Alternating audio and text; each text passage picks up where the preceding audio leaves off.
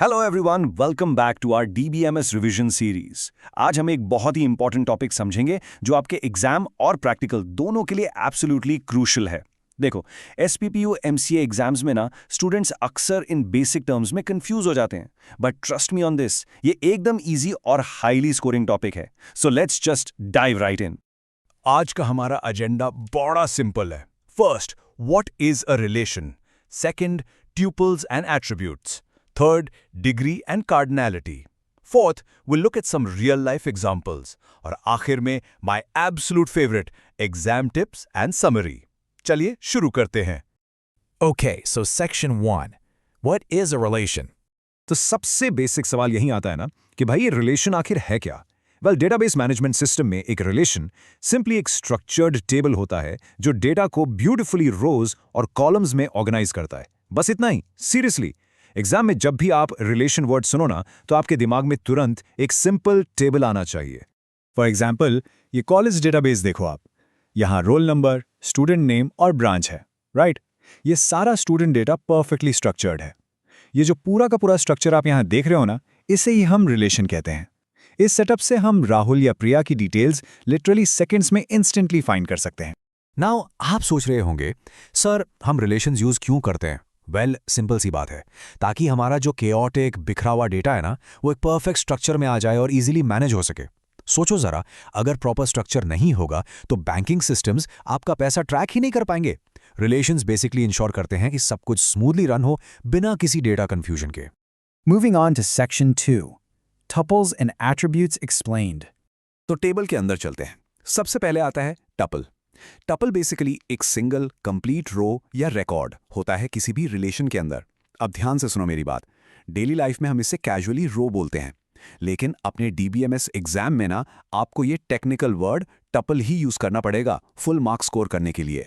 Let's look at this employee database for a second. देखो, employ is year 1 जिसका नाम स्नेहा है और उसकी सैलरी 50,000 है। ये जो लेफ्ट से राइट तक एक हॉरिजॉन्टल लाइन ऑफ डेटा आप देख रहे हो, ये एग्जैक्टली एक कंप्लीट टपल है। ये उस एक स्पेसिफिक एम्प्लॉय का पूरा रिकॉर्ड हमें दे रहा है। ओके, सो रोज तो समझ आ गए।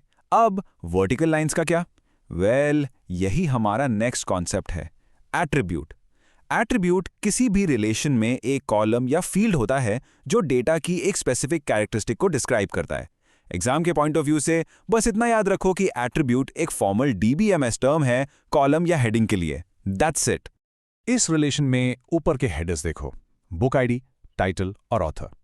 हर एक वर्टिकल कॉलम में एक बहुत ही स्पेसिफिक टाइप का डेटा भरा हुआ है, राइट?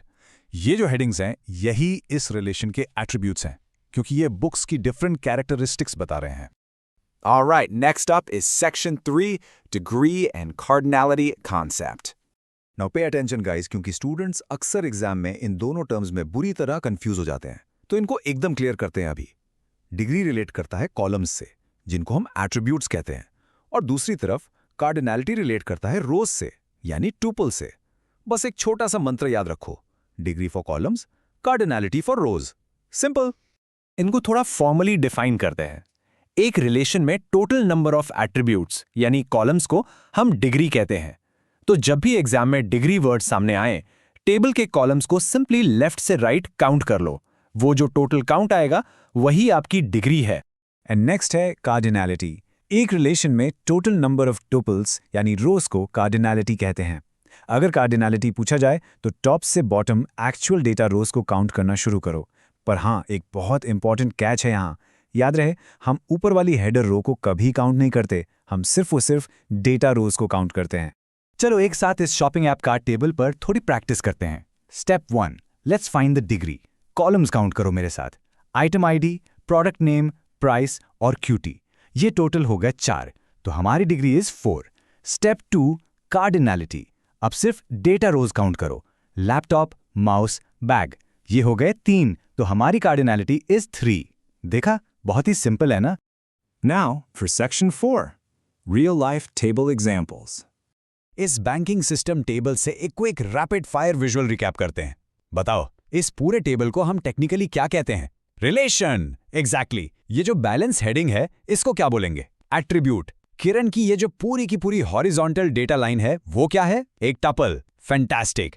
अब मुझे बताओ, इसकी डिग्री कितनी है? 4 कॉलम्स हैं, तो ऑब्वियसली डिग्री 4 है। और कार्डिनैलिटी?